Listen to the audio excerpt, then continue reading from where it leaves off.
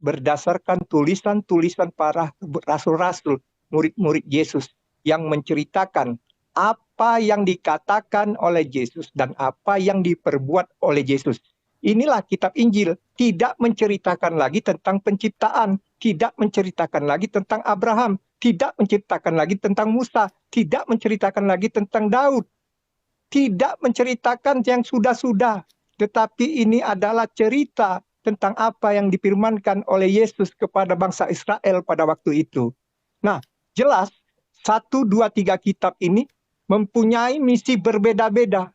Tetapi lucunya ketika datang kitab yang mengaku kitab paling sempurna dari ketiga kitab ini, yang lucunya itu apa? Dia menuliskan tentang isinya Taurat, yaitu tentang penciptaan, tentang Nabi Musa, tentang Nabi Nuh, tentang Nabi Abraham, tentang Nabi Ishak. Ini yang berfirman ini wartawankah atau Tuhan? Kenapa Tuhan harus menyampaikan cerita yang sudah ada di dalam kitab sebelumnya? Coba Anda pikirkan dengan logika. Kenapa Tuhan harus capek-capek menyuruh malaikat ya yang bernama Namus tadi? Entah Namus ini, entah bahasa dari mana, ini saya kurang tahu juga ini. Cuman diyakini itu Namus, bukan Jibril ya, Namus. Nah, Namus ini dikatakan memberikan informasi. Padahal cukup dengan mendengar penjelasan Waraka bin Naufal, maka akan diketahui bagaimana asal-muasal bumi diciptakan, bagaimana asal-muasal Nabi Musa, bagaimana asal-muasal Nabi Abraham, beserta anaknya Ishak dan Ismail, berapa istrinya. Itu ada semua di dalam kitab. Tidak mungkin Tuhan menyuruh malaikat hanya untuk menceritakan cerita yang sudah pernah terjadi di masa sebelumnya. Sudah saya katakan, ketiga kitab itu berbeda-beda isinya. Taurat tentang penciptaan, Zabur tentang syair-syair memuji Tuhan. Ketiga, yaitu kabar baik yang disampaikan oleh Yesus. Tetapi di dalam Al-Quranmu ternyata, apa yang ada di dalam tiga kitab ini, direkon kembali menjadi suatu kitab yang seolah-olah datangnya dari Tuhan. Capek Tuhan berfirman untuk orang Arab. Capek Tuhan menyuruh malaikat datang ke Arab. Kalau hanya untuk menyampaikan cerita yang sudah ada. Tetapi kalau seandainya Al-Quran itu menyampaikan hal-hal yang baru. Hal-hal yang baru. Yang tidak lagi ada di dalam tiga kitabnya. Saya akan meyakini bahwa kitab itu datang dari Tuhan. Karena apa? Tuhan datang ke Arab itu untuk menyampaikan informasi terbaru. Informasi terbaru. Karena apa? Tiga kitab sebelumnya itu berasal dari dia. Jadi nggak perlu lagi dia menyampaikan cerita diulang-ulangi kayak sinetron, diulang lagi dari awal sampai ke Yesus, kemudian sampailah kepada bangsa Arab, dipelintir ke kiri, dipelintir ke kanan, sehingga terjadi perselisihan dan perdebatan di antara semua bangsa. Apa yang dikatakan di dalam ketiga kitab itu, kemudian di dalam Al-Quran menjadi beda. Karena apa? Karena Al-Quran itu adalah tafsir atas penjelasan pendeta Waraka. Makanya isinya bisa setipis itu. Karena apa? Karena dia mengambil saripati, mengambil intisari. Dia tidak bisa menceritakan kronologis kejadian yang sesungguhnya. Seperti yang ada di dalam kitab sebelumnya. Berurutan. Mulai dari Adam, Hawa, Habil, Kain, Nuh, Abraham, Ishak, Ismail, Musa, sampai kepada Yesus. Itu semua ada berurutan. Itu bukti bahwa apa yang dikatakan di dalam ketiga kitab itu benar-benar ada dan nyata. Dan itu telah dibenarkan di dalam Al-Quran. Tetapi sebagian lagi adalah kesalah tafsiran Muhammad dalam menafsirkan apa yang dijelaskan Waraka. Sehingga apa yang disampaikan di dalam ketiga kitab tersebut ternyata mempunyai perbedaan sedikit dengan apa yang ada di dalam tiga kitab tersebut. Jadi jelas, kalau Anda mempunyai hati nurani, berpikirlah, apakah Tuhan akan berfirman dua kali untuk menceritakan apa yang sudah ada di dalam kitab yang dimiliki oleh Waraka bin Naufal yang datang ke tanah Arab, yang jelas-jelas kita ketahui bahwa ibunda daripada Nabi Muhammad adalah seorang kafir. Maka jelas otomatis apa yang dikandung oleh ibunda Muhammad itu adalah kafir.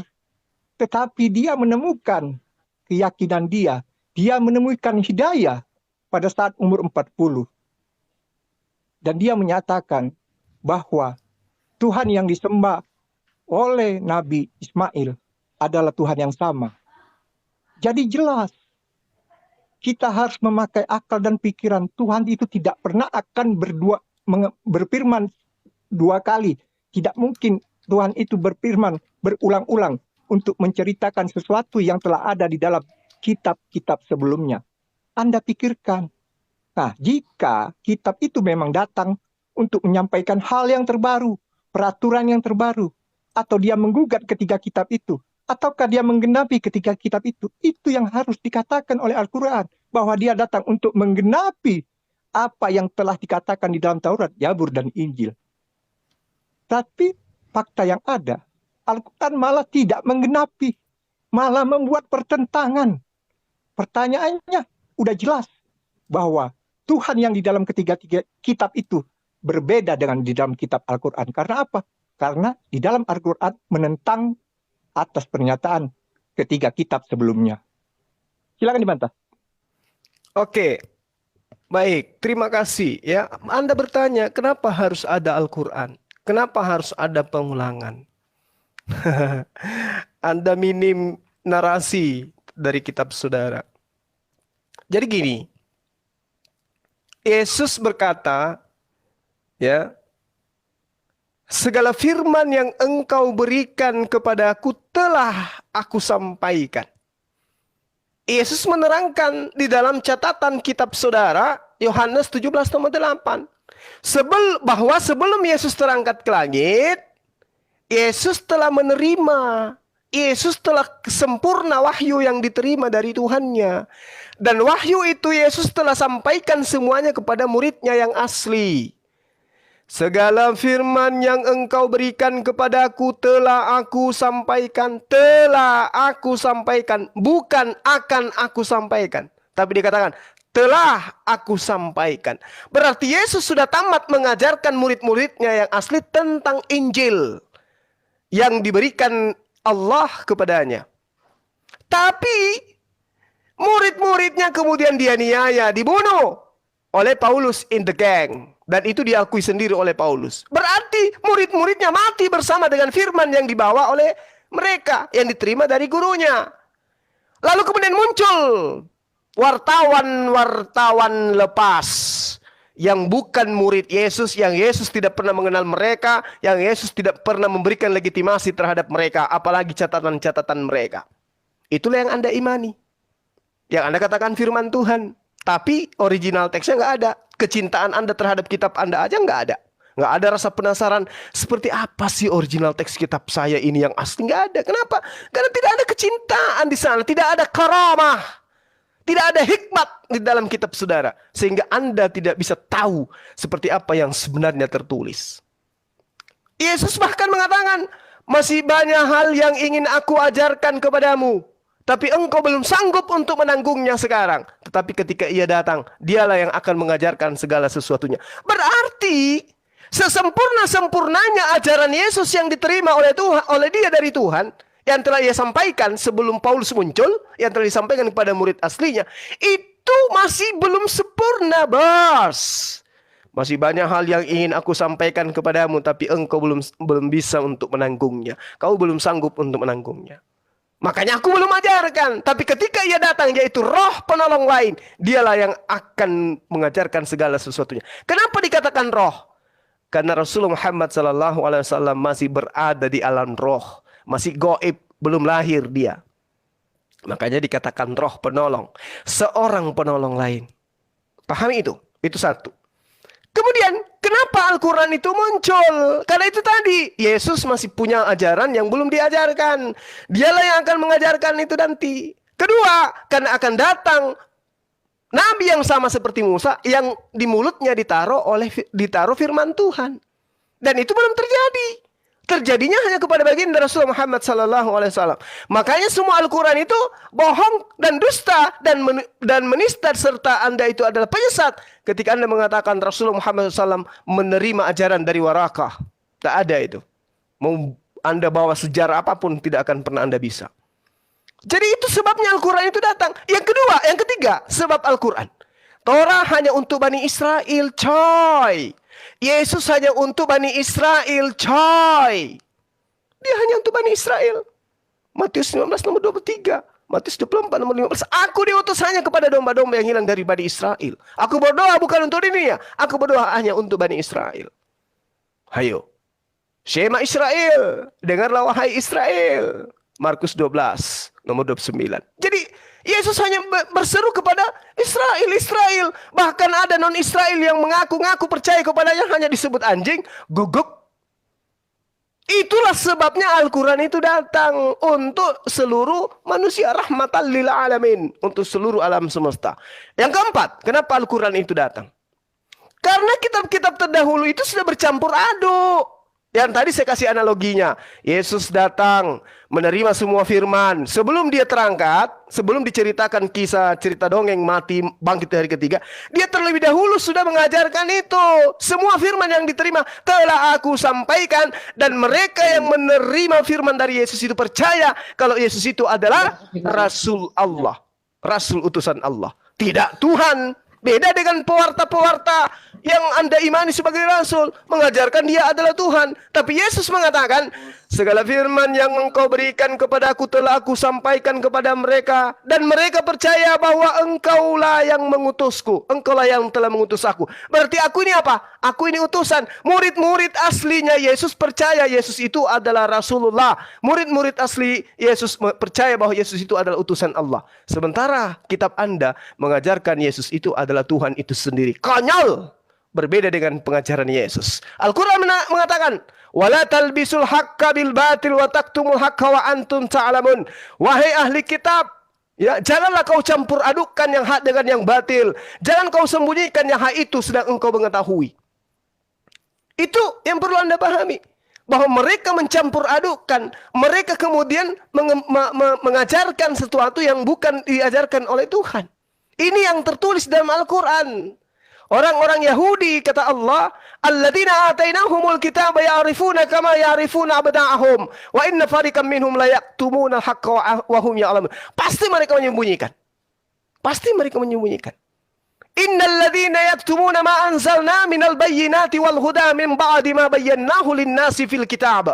Sesungguhnya orang-orang yang menyembunyikan apa yang telah kami wahyukan berupa keterangan yang jelas dan petunjuk setelah kami menerangkan kepada mereka di dalam Alkitab, mereka dilaknati oleh Allah. Mereka menyembunyikan. Alkitab itu mereka sembunyikan. Lalu mereka mengarang. Lalu supaya dianggap itu Alkitab, sampulnya diganti dengan Alkitab padahal biblas.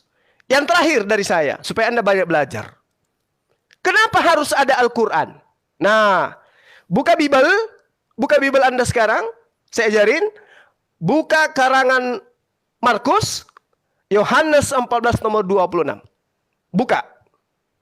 Di situ diterangkan, tetapi penghibur, yaitu roh. Kenapa dikatakan roh? Karena dia masih gaib. Yang akan diutus oleh Bapa dalam namaku. Nih, diutus. Dialah yang akan mengajarkan segala sesuatu kepadamu. Oke? Jadi dia akan mengajarkan segala sesuatu ya. Tidak berhenti sampai Yesus. Masih ada ajaran yang belum diajarkan. Dan akan mengingatkan kamu akan semua yang telah kukatakan kepadamu. Berarti Roh Kudus yang benar itu, Dek, itu Om, itu Paman, adalah Roh Kudus yang kembali mengingatkan ajaran Yesus kepada oknum tersebut. Jadi apa yang pernah Yesus ajarkan kepada muridnya yang asli, oleh Roh Kudus yang benar diajarkan kembali kepada roh penolong lain ini. Apakah pengajaran Yesus diajarkan kembali oleh penulis-penulis kitabmu? Tidak. Yesus mengatakan tidak setitik pun dihilangkan dari hukum Taurat sebelum langit bumi lenyap. Pewarta kitabmu, dengan matinya Yesus maka dia telah membatalkan segala hukum, membatalkan hukum Taurat dan segala ketentuan yang ada di dalamnya. Bertentangan. Tapi kalau di dalam Al-Quran, bos, di dalam Al-Quran, inni rasulullahi ilaikum. Wa iskalallahu ya Isa bin Maryam a'anta qulta linnas takhizuni wa ummi ilaini min dunillah qala subhanaka ma yakunu li an aqula ma laysa li bihaqq. Ya. Apakah engkau pernah mengajarkan kepada manusia untuk menyembah dirimu? Nabi Isa mengatakan, Maha suci Engkau ya Allah. Aku tidak berkata-kata dari diriku kecuali apa yang bukan hakku, kecuali aku tidak berkata sesuatu yang bukan hakku. Yang aku katakan adalah apa yang diperintahkan untuk aku katakan. Berkesesuaian dengan perkataan Yesus dalam Yohanes 12 nomor 49. Aku tidak berkata-kata dari diriku sendiri. Apa yang aku katakan adalah apa yang diperintahkan Tuhanku untuk aku katakan. Berarti oknum tersebut, kata Yesus, akan mengingatkan kamu akan semua yang telah kukatakan kepadamu. Berarti Nabi ini akan datang mengajarkan bahwa Yesus itu hanyalah Nabi, hanyalah Rasul. Ya Bani Israel, inni Rasulullahi ilaikum. Wahai Bani Israel, sesungguhnya aku ini hanyalah utusan Allah kepadamu. Itu bukti bahwa Roh Kudus yang benar itu ada pada diri Rasulullah Muhammad sallallahu alaihi wasallam. Kenapa? Karena Rasulullah Muhammad sallallahu alaihi wasallam diajarkan mengulang kembali perkataan-perkataan Yesus yang pernah Yesus ajarkan kepada muridnya yang asli. Sementara pengajar kitabmu, Yesus itu adalah Tuhan yang inkarnasi menjadi Tuhan, menjadi manusia, mati dan seterusnya, bangkit menjadi Tuhan. Wah, segala macam ajaran yang tidak berkesesuaian dengan perkataan Yesus. Yesus mengatakan, penghibur itu ketika dia datang, dia akan mengingatkan kamu akan semua yang telah kukatakan. Makanya Al-Quran mengembalikan semua perkataan Yesus yang pernah Yesus katakan. Berarti Roh Kudus yang adalah namus itu mengajarkan ajaran yang benar. Sementara kitabmu, Yesus adalah Tuhan yang datang, mati, bangkit pada hari ketiga. Haleluya. Silakan.